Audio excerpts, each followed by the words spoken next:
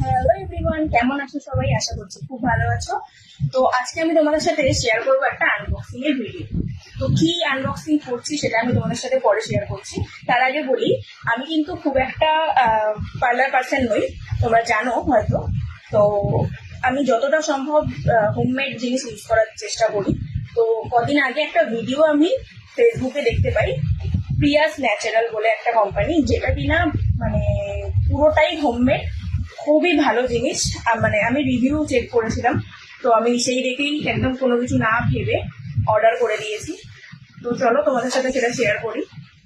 আমি যেগুলো অর্ডার করেছি সেগুলো তো অবশ্যই আমি কিরকম রেজাল্ট পাচ্ছি সেগুলো তো আমি পরে রিভিউ দেবো। আজকে আমি তোমাদের সাথে আনবক্সিংটাই শেয়ার করছি।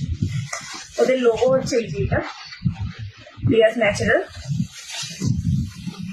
এত ভালো সবকটা রিভিউ সবাই দিয়েছে যে আমি সত্যি কথা আর কিছু ভাবিনি